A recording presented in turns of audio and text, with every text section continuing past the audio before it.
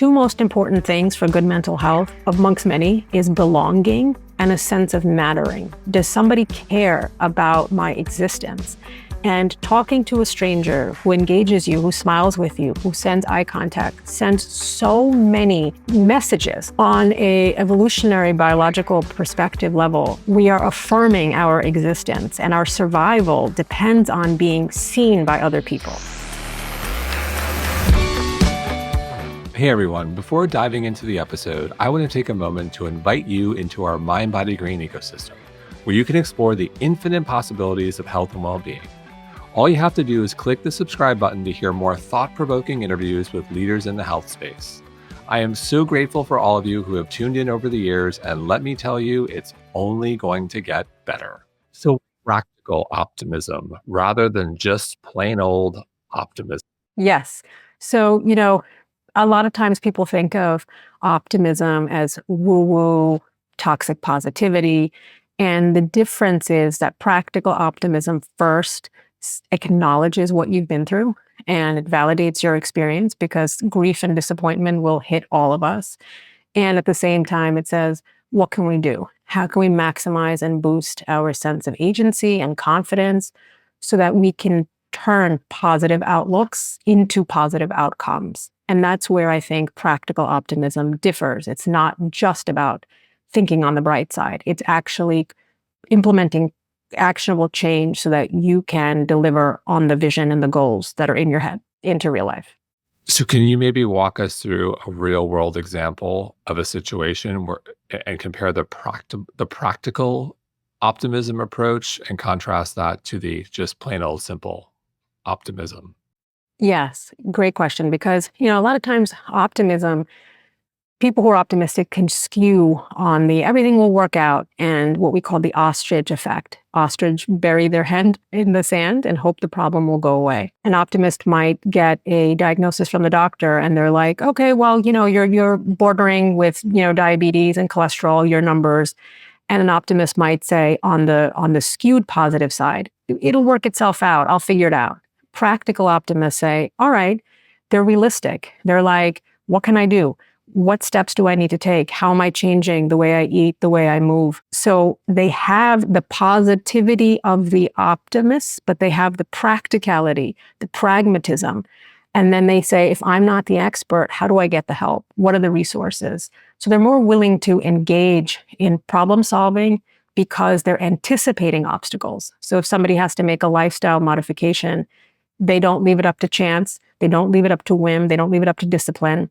And I talk about this in the idea of how do you create good habits and the idea of automating them. And in problem solving, one of the P's of practical optimism is anticipating obstacles. So it's not just wishing and wanting and hoping. Hope is both a noun and a verb. And the practical optimists are looking at the verb aspect of like, great, okay, I got this diagnosis or I'm about to, or whatever, fill in the blank. It could be whatever conundrum you're dealing with. But then they say in real time, yes, I'm acknowledging the feelings. I feel disappointed and sad. How did I let this happen to me? How did I let my health go in this example? And then they move past the negative feelings. They don't dwell. They don't ruminate, which is something that pessimists do. So optimism isn't enough. You also need to contend and actively challenge pessimism, which all of us are susceptible to. So what about in a situation where one has less control over the outcome? The way I tend to approach things when I'm in, a very clear headspace is there are things I can control and things I can't control. And when it's in my wheelhouse, I can control it. I tend to be a lot more action oriented. Then there are curveballs that life throws me, which I really are out of my hands. And so how do you think about a situation where something is out of your control? Maybe it's not you who's facing something, but it's someone you care about and you don't really have an impact. How would you approach that situation? It's really tricky when it is someone, let's say, that you care and you love. And a lot of times I see this in my practice where, let's say I'm working with someone and they're like, I have a family member who is just really down or they're negative and they don't want to get help. Or, I see this with aging parents of my patients. And they're like, my parent lives in a different state or country and I can't really help them and I feel helpless. And I think the key there is to acknowledge what the feeling is that's coming, because it might be helplessness. Like, I don't know if that's what you feel in those situations. And then to say, one of the things my parents would always say to me, and they have a little bit of we have an Eastern upbringing.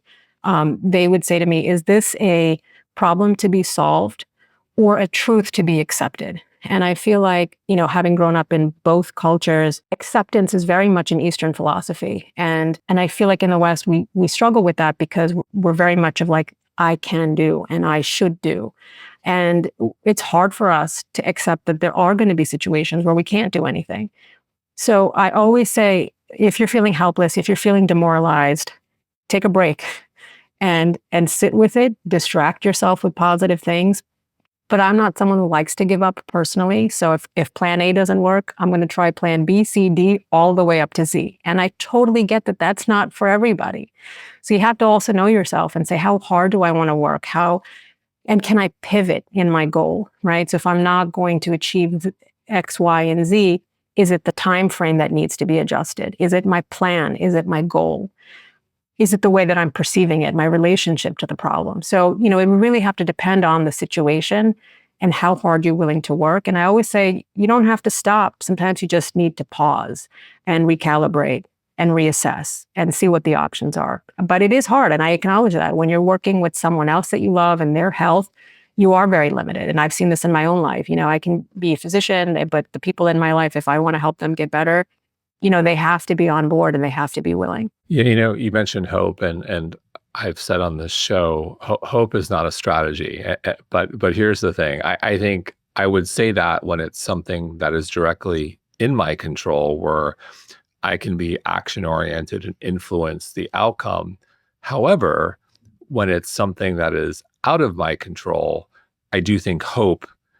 And the part of this is because I was raised Christian. I would consider myself a spiritual person. That's where faith and hope come in when something is, clearly out of my control. There's in control, and I can impact that outcome, and then out of my control where I have less influence or no influence over the outcome. And that's where hope and faith, I think, come in for me. Yes. And I love that, like what you just said, and the spirituality aspect, because we don't talk enough about it in medicine, at least. But there's been a lot of studies that show that spirituality is helpful because it allows you, A, to not feel alone if you do have a belief in a higher power. And I think that's really important. And so much of our mental suffering and anguish come from feeling very isolated in our troubles. So A, recognizing the common humanity, that you're never alone in a problem, that other people struggle and suffer with what you're struggling with too. And B, feeling that there might be someone else who's got your back, whether it's the universe, whether it's a supreme being, a higher power, whatever you want to call it, whether it's a community, recognizing that you're not alone. And then also recognizing that you don't have the power to influence all outcomes. And that is 100% okay.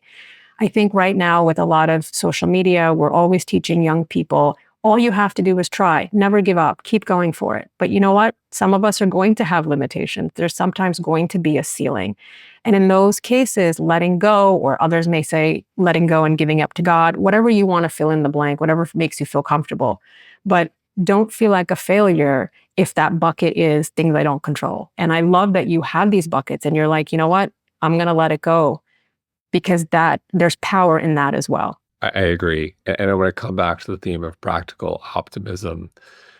It seems to me like if you're just an overt optimist and you're not practical, you're probably set up to be not so happy. What do you think about that?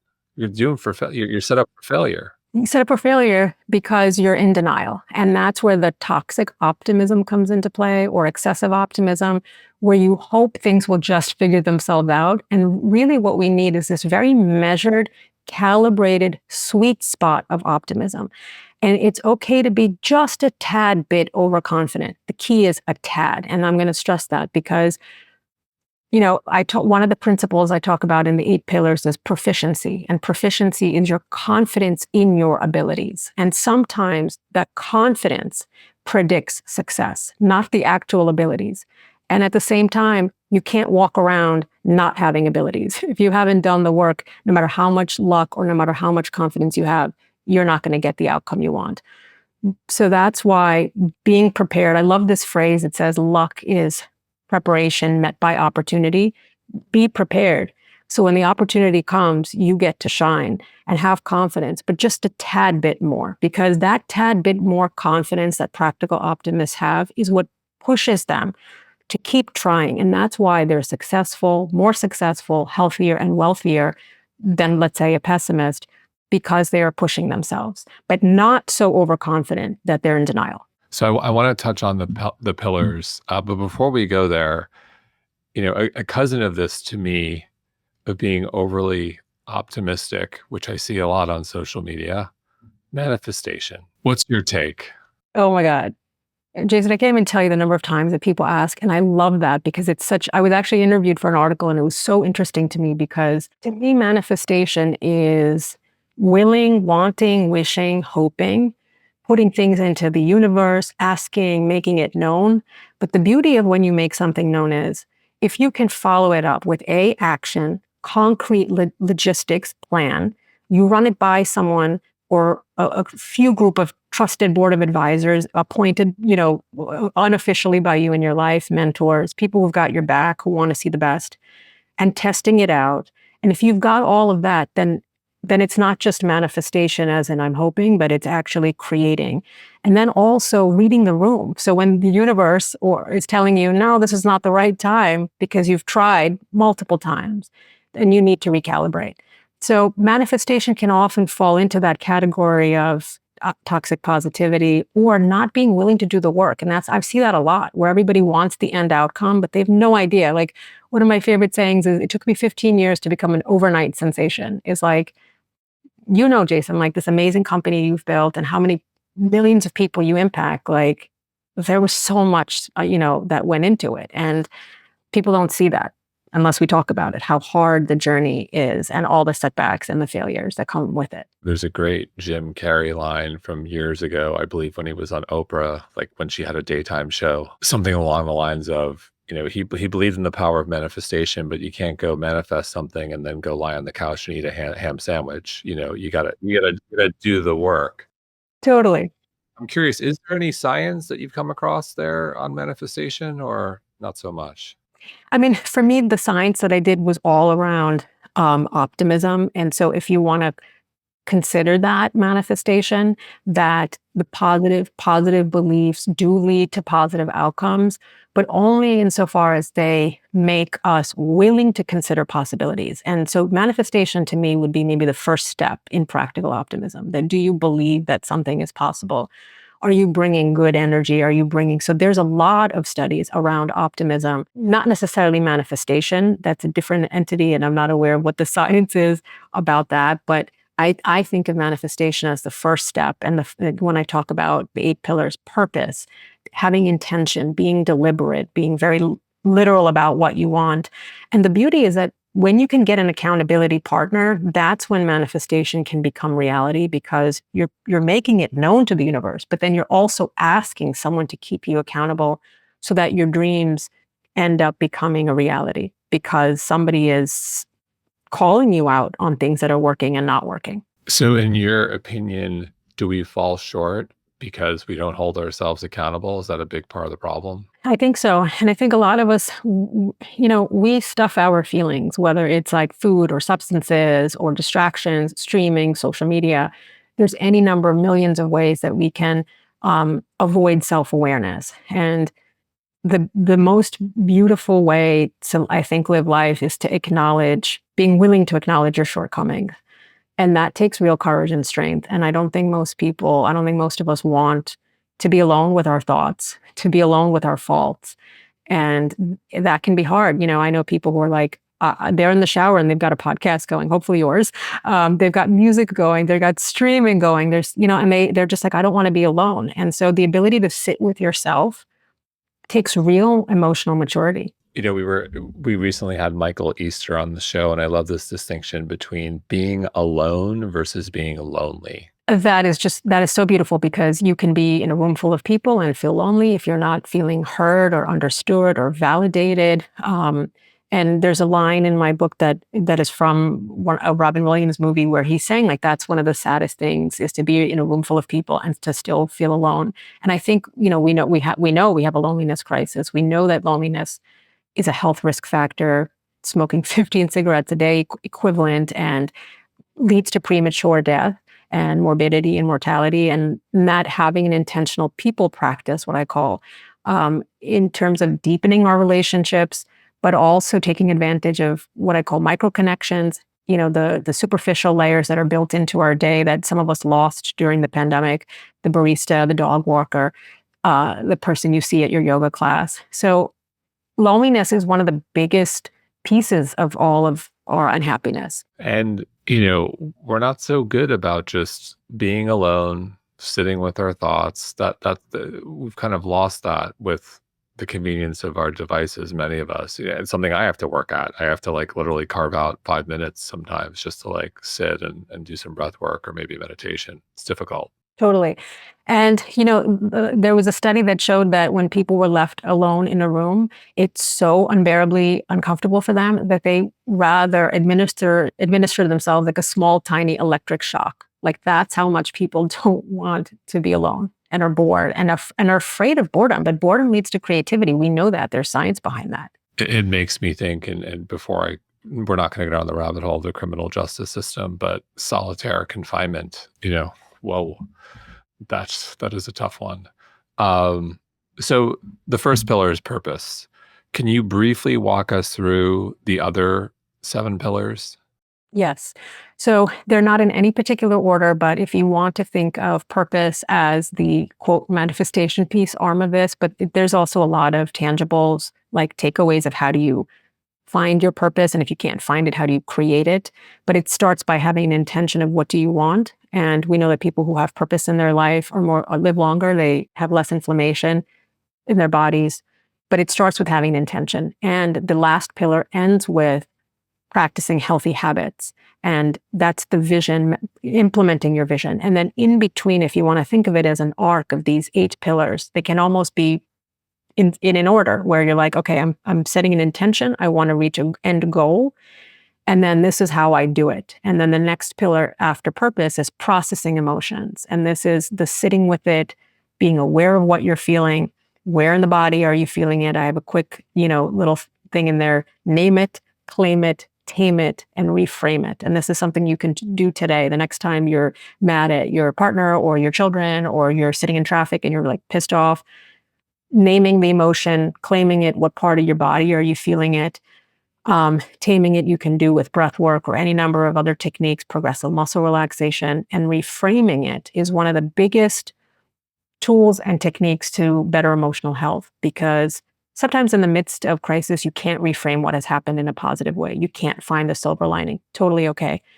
But when you can, and this is something that I learned from my work with 9/11 survivors and other people who have experienced great stress or trauma in their life, that if you're able to somehow either remove yourself, become objective by asking yourself, what would I tell a friend? How would this matter in 5 years from now? These are ways that you can reframe the darkness and the severity of a situation.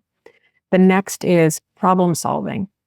And problem solving is always happening on 2 fronts. There's always a battle happening in 2 fronts. One is out there in the real world, the actual concrete, tangible problem, conflict that you're trying to negotiate. And then there's a problem in your own head, which is all the negative thoughts and the ruminations and the pessimism that might arise. And problem solving is always happening on 2 fronts. So I have a list of questions of what are the obstacles? What are the challenges? Who are you going to ask for help? A list of ways, things that I do with my patients in therapy. Not that therapy is that straightforward or any problem can always necessarily be solved in 45 minutes, but it's an objective way.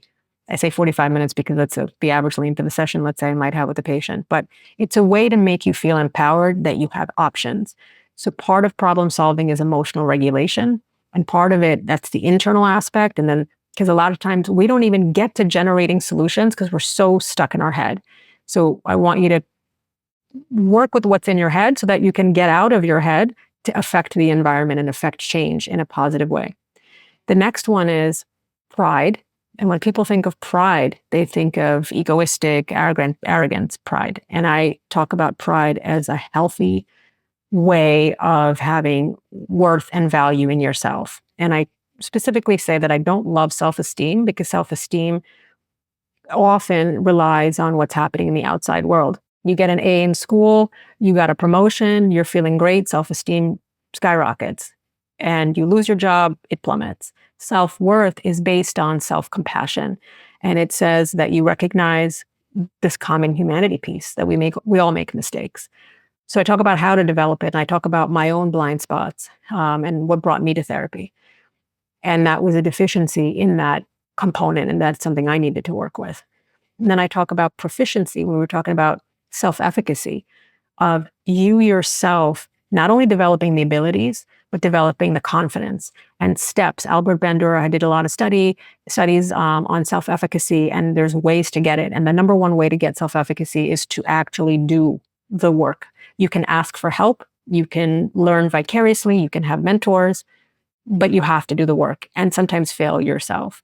There's a quote that I share in there about Rumi, and he says, don't be enamored by the stories or the tales of others. Unfold your own myth. And I really believe that you have to make your own mistakes and learn from them. And hopefully you do learn from them. The next P is on being present, and all of the digital distractions, the comparisons that we make, how we get stuck in the past, how we get stuck in the future, and how to be in the present. And this is the hardest, I think, for all of us for any number of reasons right now. The next P is people, about meaningful connection and how emotional attunement is really lacking. And I see this a lot. And I have to say, of all the pillars, this is my favorite because I love people. I work with people all day long. And so this was the dearest of my pillars. I love all of them. And, I think about how do we get more people, how do we create more meaningful connections? And someone asked me the other day, like, I'm such a busy professional. I think it has to do with being very intentional and scheduling people in as you would schedule in a doctor's appointment, because it is that important. Is this your social snacking concept? Can you talk more about that? I love it. Yes. So bite-sized packets of interaction. And, you have to be intentional because a lot of times people are like, oh my God, I just saw a coworker I really don't want to talk to. I'm just going to duck, or I'm going to look the other way, or I'm not going to make eye contact with a stranger on an elevator or on public transportation or standing on a line. And that is such a missed opportunity for an increase in all of the wonderful neurotransmitters in your brain, from oxytocin, which is about bonding and cuddling and connecting with people. You don't have to physically touch them to have a really impactful, meaningful conversation with somebody. And so you have to be intentional, and then people that you love and do care about and don't mind being hugged and touched by, to make that a priority, to have in-person connection. But the social snacking we lost when we weren't, even with all of our digital interactions nowadays, you do not ever have to leave your home with the Amazon and the Zoom and the Instagram. You can work from home, you can shop from home, you can have food delivered. There are people who never need to leave. And I was just thinking about that this morning about, I was putting in my contacts in, and I was like, oh my God, there's 1-800 contacts and a million other companies. But instead I went to the local business and supported them and got them from the store, even though they were more expensive, and had a variety of interactions with 5 different people that worked in the store. And I loved it. And I was like, we are moving towards contactless, paperless, every kind of less. And it's less interaction. So if you can think of all the people that you see on your day, of course, there are people who are like, I want to put my sunglasses on. I want to put my headphones on. I want to put my hat on. It basically says, do not disturb. And just think about what's getting lost. You are putting a vibe into the universe of, do not talk to me. I do not want to be engaged. And that's sad. That's really sad to me. So is that the emotional attunement issue you were alluding to, or is that something else? That's something else. Like social snacking, it can be light, it can be superficial, it can be fluff. It's the grocery store clerk that you go in and you say hello to them and they set aside something for you because they're thinking of you. I have a woman, that knows exactly what I want. She's like, I saved the last, whatever you wanted for the day. Those are sort of more superficial, but still meaningful connections. And studies show that our interactions with strangers are actually much more highly valued by both of us, that people rate us as being more likable. There's something called a likability gap. Is that because of the novelty? I think so. Definitely. Definitely because of the novelty, and definitely because at our core, as much as you want to put yourself into extrovert, ambivert, introvert, I think people need other people. They need to be seen. And when you have a conversation with someone, when you make eye contact, you're like, oh my God, on a very subconscious level, you're like, I matter. Two most important things for good mental health, amongst many, is belonging and a sense of mattering. Does somebody care about my existence? And talking to a stranger who engages you, who smiles with you, who sends eye contact, sends so many messages. And we have mirror neurons where we're looking at each other, we're emulating each other's body language. On a evolutionary biological perspective level, we are affirming our existence, and our survival depends on being seen by other people, right? And in an ideal situation, not that everyone is always going to come to our rescue and our aid. It says, I see you. If needed, I got your back. The whole threat system, the fight or flight, gets alerted when we feel that we're invisible. And that's what's happening when we send these do not disturb signals. I think what you're touching on is really powerful. I'm curious, like, what do you think the driver is? Is it for people feeling like they're not being seen? Is it social media? Is it the pandemic? Is it what do you think is the driver here? So two things. One is we were talking about the social snacking, which are the superficial levels of making people feel like, even if it's, 15-minute conversation, it says you matter. But then the deeper, it also has to be supplemented. It's kind of like going to a restaurant and only ordering an appetizer and never having a main meal. And so social snacking is just that, right? It's a snack. It's not the whole meal. And what we're also missing, so we've kind of erased both things. We've erased the social snacking if you never leave home or everything is so digital and so easy and convenient, and you're not intentional and keeping your eyes and ears open for opportunities to talk. But also the emotional attunement piece is missing, is because we're not going in deeper. We're not opening ourselves up to other people for any number of reasons. A, you don't have time. A lot of women in their sort of 30s and 40s, up until sort of, empty nest, early 50s, they're saying, assuming they have children, but even if not, they're like, careers get in the way, having a spouse, having young children, any number of things. And those friendships, people move, a lot of, digital nomads, people are moving all over the country. So we're not living in in the original neighborhood we grew up in. There's a lot of estrangement in the United States where family members are not talking to one another. That was a big part of my research. Didn't end up making it into the book because it was going into the weeds. But estrangement is a big problem. We see that more in the United States. A vast majority of people, I have to look at the exact statistics, but like a very high number of people over the age of 65 are living alone, either because they've lost a spouse, or they were single or divorced, or their children have moved away. And we're not going deep in conversations. We're asking authentic, vulnerable questions and sharing authentic and vulnerability. So first of all, we're not even in the same room. And if we are, it's fluff.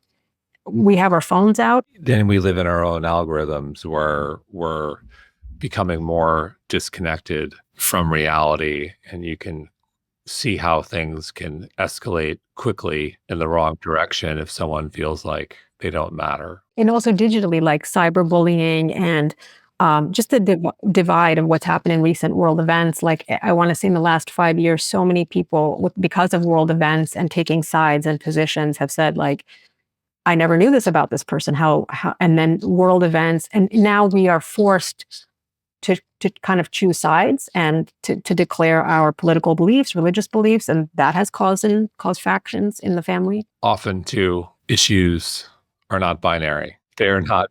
Many issues, without going there, are not simply good versus evil, or good versus bad, or whatever the opposites are. I think they're incredibly nuanced, and that art is lost. Yes. And because of that being lost, something called the shallowing hypothesis, that because we're spending so much time on social media or with technology, we're so used to thinking in we want to consume our news and information in like 30 seconds, 60 seconds, and we want to make quick decisions. And so we have become more likely to think in binary terms, and as a result, put people in those buckets and then feel alienated and estranged. So I want to come back to the first pillar you mentioned, purpose. How do you define purpose? That's a loaded term for many people with, eat, pray, love connotations, if you will, where I need to, quit my job and go to Bali, which, there's nothing wrong with in certain situations. But so how do you define purpose? Yes. So, there's so many ways, and I would say a few things about purpose. One is purpose can be with a capital P, as in what is my purpose in life? But purpose can be really small. What is my purpose in this goal or activity or relationship? The second thing is that something I read and I sort of played with and modified and put it in my own words is purpose is your soul's way of engaging with the world, aligned with your own values, your own belief, your own mission, your own talent, your own hobbies. And what I love about the Japanese concept of ikigai is that it is this idea of your purpose, your vocation, your mission, your passion, what the world needs, what you're good at. When all of that align, to me, that's just pure magic. And a lot of people may not get to experience that. I feel very blessed to have been able to find, create, cultivate, design of, where I feel like I am working, but it feels like a mission. It feels like something above and beyond just me. And I feel like that's such a beautiful feeling when you can find something that gets you going in the morning. But your purpose doesn't have to come from your paycheck. It doesn't have to come from your job. It can be a side hustle or a hobby. Yes, or come from your family, from your children, from volunteer. Lots of different ways. I really like that. Are all the pillars? Do we need all the pillars? I would say familiarize yourself with all the pillars, and then there's a quiz that helps you realize where you might be imbalanced. And I think a lot of people naturally thrive, and they say, like, I was talking to a patient earlier today, and she was like, she had a great people practice. She spends 15 to 20 hours a week cultivating friendships, spending time with friends, reaching out, but there were deficiencies in other areas. So it's always good to just assess, where do I need help? Because I might be thriving naturally. For some people, some things are going to come easier to them than others. But I always say, just get a 360 on where you stand, in each of those. And what do I need help? What do I need a little adjustment in? And, when I was a kid, somebody gifted me this book, Wherever You Go, There You Are by Jon Kabat-Zinn, and it has stayed by my bedside. And I want this to sort of be this book, Practical Optimism, to be a companion by your bedside, metaphorically or literally speaking, that you come back to throughout your life, that throughout the crises, and think of it as a sort of friendly energy and force that is nudging you towards your best self, whatever that is. So how do you mentioned assess, how do we assess our natural baselines? Am I a pessimist? Am I an optimist? Maybe I'm a practical optimist. Is there another bucket that people fall into, which we're not touching on? Where do I start to see how I'm doing? Yes. So I have 40 questions, and each pillar maps to 5 questions. And I ask questions like, when you wake up in the morning, do you feel energized? Do you feel like you have a goal that you want to work towards? For processing, how easy is it for you to talk about your feelings? For problem solving, do you mostly feel like you can come up with a few solutions? How easy is that for you? Do you normally have some baseline confidence in your abilities? Questions about people and your attachment style. So that's one way to get an assessment. There's also like an online optimism inventory that's, basically it gets at, in most situations, do you have a tendency to imagine the best possible outcome? And that's really the heart of it. And if you don't, and if you say, no, naturally, no, I skew on the negative, that's totally fine. Pessimism, Martin Seligman talked about the 3 Ps of pessimism, and I've added a 4th one. He says pessimists tend to look at negative things in their life. They take them personally. They think that they're pervasive. They think that they're permanent. So bad things are my fault. They're going to last forever, and they exist in all aspects of my life. And maybe we have a tendency to be optimistic in certain. It's a little harsh. It's a little harsh. Yeah. Yeah. And I mean, that's extreme, and not everyone is going to feel that way about all things, but there might be you might imagine that you might see that you have a touch of it. And I think that the 4th one is passive that I've added, that as a result of thinking that bad things, like, let's say a person is like, oh, I really wanted to go to grad school and I got a really bad score. And then they give up and they lose hope and faith. And maybe they took the test 2 or 3 times or applied for promotion. And then they're just like, I'm not cut out for it. My boss hates me. I'm never going to get this promotion. I'm never going to succeed. It's so easy to fall into this slippery slope of pessimism. So the key is, it's not just about maximizing your optimism. which are these 8 ways, science backed, that, I've spent sort of 20 years in some ways trying to understand, if I had to distill, if I could codify what it is, because the science shows that to some degree, optimism is genetic, but only 25% of it is. So there's some genes that people were like, maybe this has to do with optimism. But to me, the most fascinating part of it, and what started all of this for me, was that optimism really, when it does map to genes, is more about the psychological resources that some people naturally can access. And psychological resources are really coping skills. That's all they are. And so everyone can learn them. And then I was like, oh my God, I already teach my patients good coping skills. What are those coping skills? And those coping skills are about flexible thinking, being able to have a sense of humor in life, being able to ask for help, being able to regulate your emotions. So that's what sent me on this journey. And I was like, we all have the capacity to do that. So if you find that your tendency is to look at something, the glass half empty type, to say to yourself, it's fine. This is my starting point. I'm going to be aware that I have this natural tendency to think of the worst outcome. It's fine. Any number of things, in addition to genetics, can influence that. Your family upbringing, socioeconomic factors. So how does the population split among the 3 groups? Is there, you have any idea of what that looks like? I want to say I don't have an exact number, but when we look at mental health disorders, and again, I'm saying this not in a way so that I don't want anyone to feel any sort of shame or blame associated with optimism, in the sense that, oh, I'm just not trying hard enough. Because that's the last thing. That's not what this book is about, of like to make a person feel less than if they weren't already born with it, or that they're not trying hard enough, right? So if 1 out of 5 people experience mental health disorders, when we look at those folks, they are more skewed to pessimism. Depression and pessimism often go hand in hand.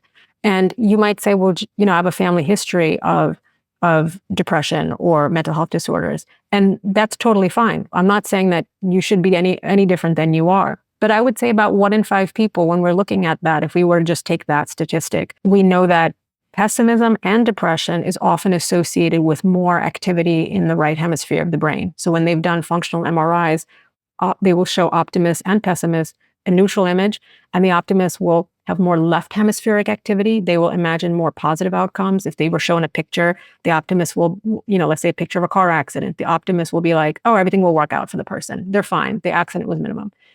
The more activity in the right hemisphere is correlated with pessimism and depression. So I would say, it's a small number, that 20%, 25%, but that's just clinical mental health disorders. There are a lot of people who are walking around who may never meet the criteria for major depression or anxiety, but they have pessimism. And that number is probably greater. I would say about 40 to 50%, because when we look at the number of people who are languishing, which is people who are feeling empty and bored and stuck and stagnant, they don't meet full criteria. So I would say about 40 to 50% of the population is just like, I don't feel great. And then these are the folks, really all of us could benefit, but I would say this is the folks who would be like, I could use a little boost in my mindset. I don't meet criteria, but if you do meet criteria, get help, because this can be one part of a comprehensive treatment plan. So you say practical optimists aren't born, and it seems like there's a hell of a lot of the population that falls into this not born category.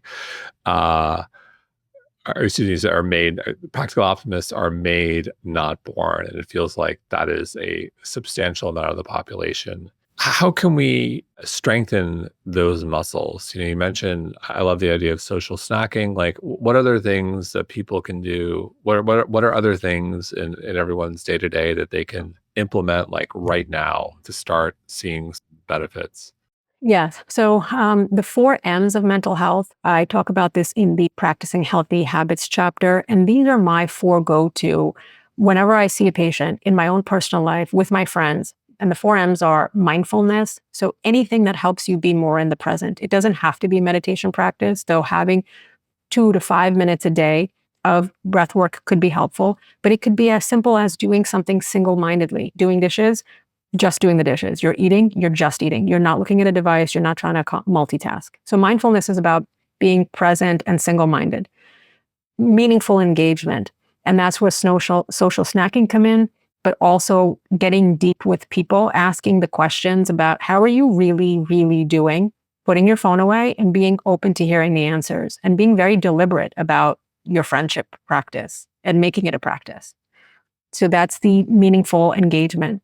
Another one is mastery and spending 10 to 15 minutes a day. So these are 4 habits that I would say figure out a time when you can do each one of these on a daily basis if you have time, and if not, on a weekly basis. Mastery is about, you don't have to be a master to experience mastery. It's about just something that makes you feel energized, invigorated. You feel like you're learning, something called a flow state, if you will, where it's an activity that's just enough challenge, but not enough where you give up. But it also is like pleasurable and exciting. That could be someone, I talked about this recently in the New York Times, somebody taking salsa, I talked about myself taking salsa dancing lessons. Am I great at it? No. But do I feel in the moment transported by it? Absolutely. For other people, it might be painting, pottery, golf, you name it.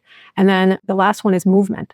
So just the way there's social snacking, there's exercise snacking for people who are like, I'm too busy, 10 to 15 minutes a day. If you do have the time, the guidelines are 150 minutes of aerobic exercise, but weight training, I mean, you're the expert, on all of these things. But the movement from a brain perspective, BDNF is secreted and you have more attention, more focus, more productivity. What's also really interesting is that people who exercise also have a greater sense of purpose in life. And they have found a huge connection. So if you feel like you're lost, I can't find your purpose, make it a daily movement practice. And obviously we know that movement, strength training helps cognitive benefit.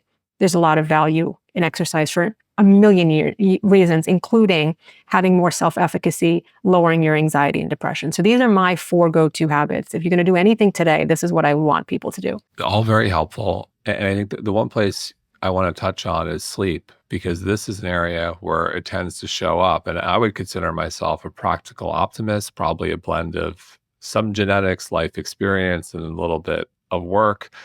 But it'll show up for me here.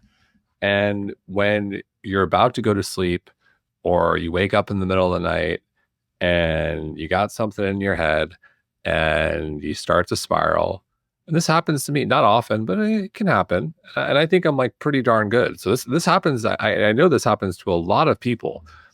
What does one do in that situation where you're just not in the best headspace to and it's a tough one. What do you recommend? Yes. So something I learned from my own therapy, cognitive behavioral therapy, was keeping a worry diary. This was one of the first things I learned, and it was so helpful to me.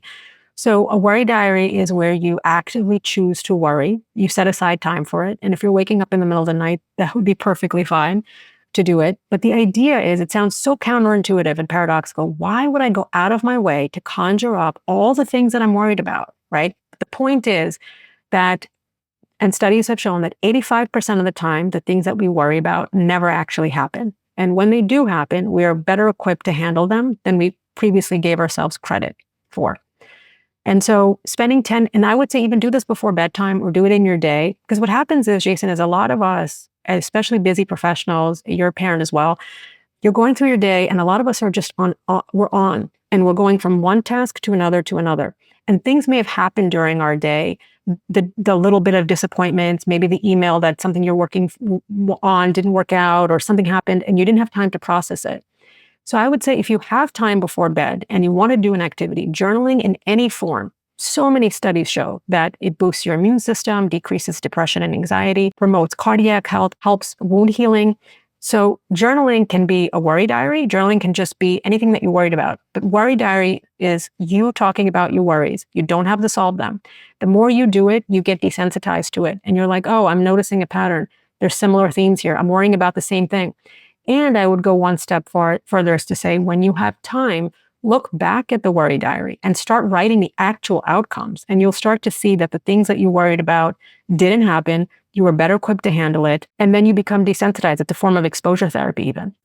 I really like that one. What about, can the diary be helpful if I wake up in the middle of the night and just go to the diary and say, I'm writing down the worry? Yeah, it's a place to park it. And I would say, one thing that happens, which I've noticed was not helpful for me, is like, if you're in the middle of the night, like looking at the phone. And a lot of times we might scroll, we're looking for a distraction, or we're like, oh my God, what did I need to do? Or the problem is, we look at our phone because I use the notes section on my phone to write down what I need to do. And if something occurred to me in the middle of the night, if I went to the bathroom and I was like, oh, and instead leaving a notebook and putting the to-do list on that and the worries on that, and then coming to the phone in the morning, because anything you see on the phone, intended or not, then starts a whole spiral again.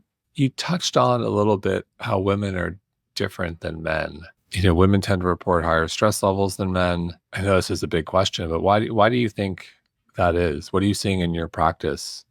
What are you seeing in terms of the differences between the men and women? I think women put so much pressure on themselves, and there's so much pressure from society to be everything to everybody and to be perfect at everything. And it is so hard, from body image perspective to family to you should, all sorts of messages that we've internalized at a very young age. You should be good at everything that you do. You should look a certain way. You should be a certain height and a certain weight. So societal expectations are huge, but also the way we process information.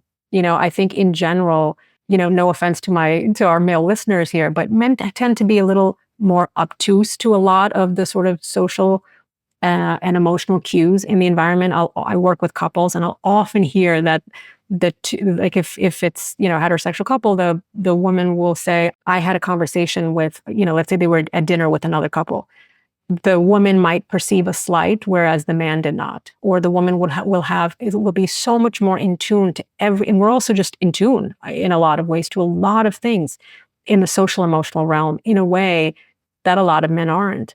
So the perceptions of rejections, the sensitivity, and also that, from a genetic and biological point of view, women's survival depended on being accepted by the group, and that the group provided for them. So if you're not liked, that rejection or that sensitivity in a group context hurts more. It stays longer more. Our memories for emotional events stay longer.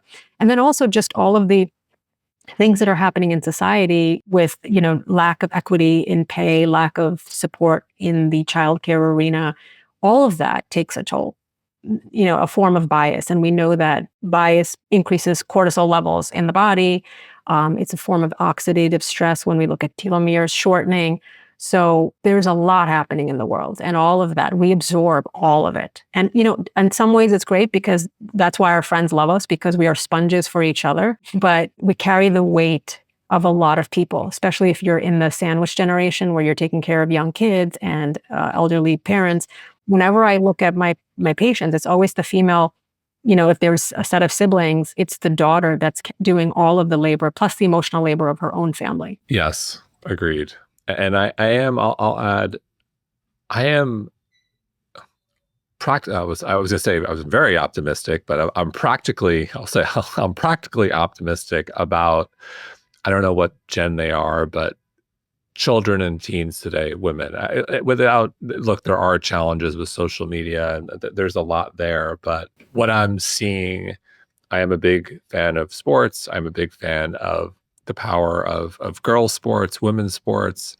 And what I am seeing there is just unbelievable. It didn't exist 10 years ago where women in college playing Division I athletics would be on broadcast television, and arenas would be filled with tens of thousands of people.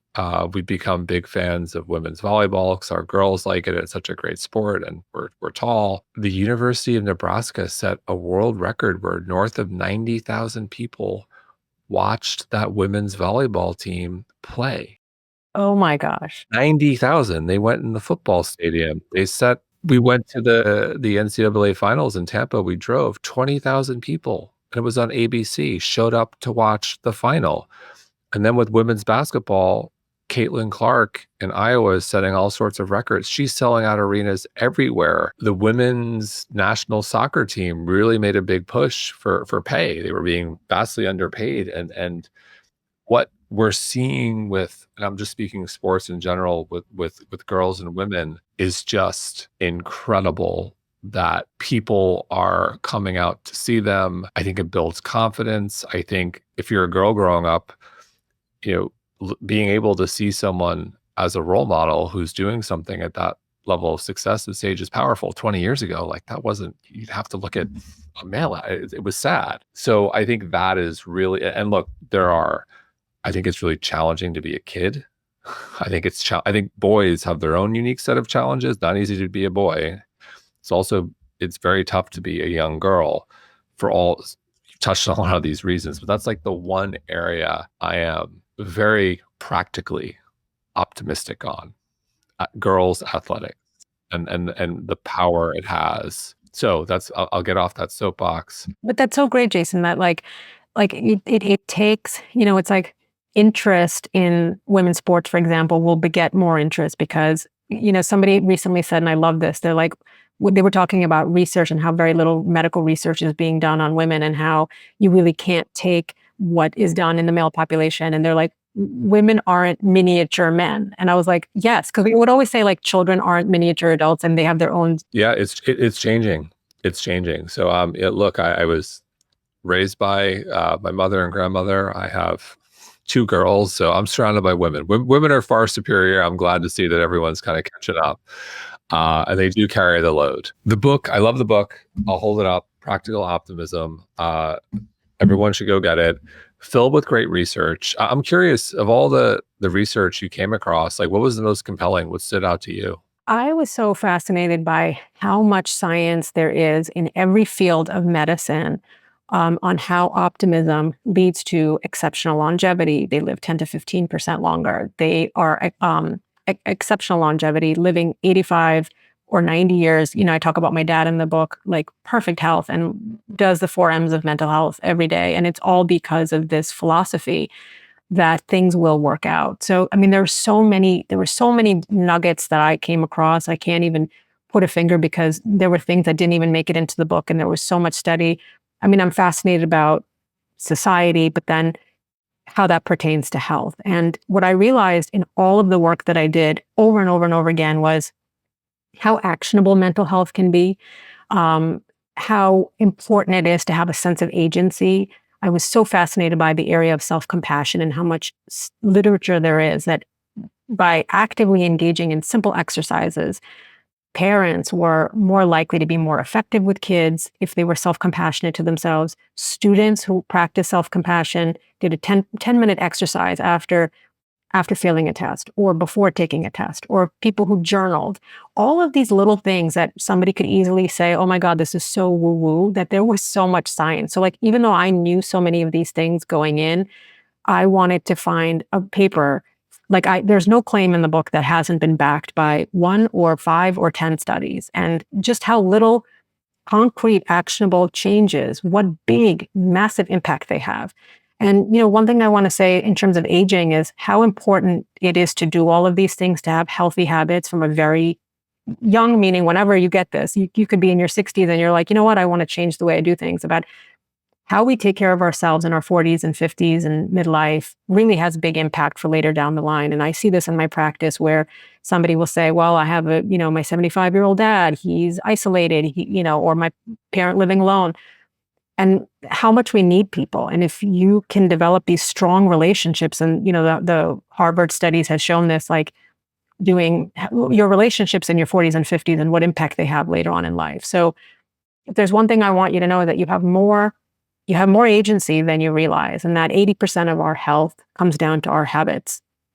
And our habits are very much influenced by thoughts, emotions, and behaviors. And if you can really take control of that, if you want success, you have to start with your own mental health. That is first and foremost. So looking great, physically being in excellent shape, super important. I'm not going to deny the physical aspect of when we look at longevity, your muscle mass and flexibility and all of that, but comes into play. But so does cognitive health, distress tolerance, emotional regulation, and relationships. So don't take those for granted. Go talk to your barista, build a relationship.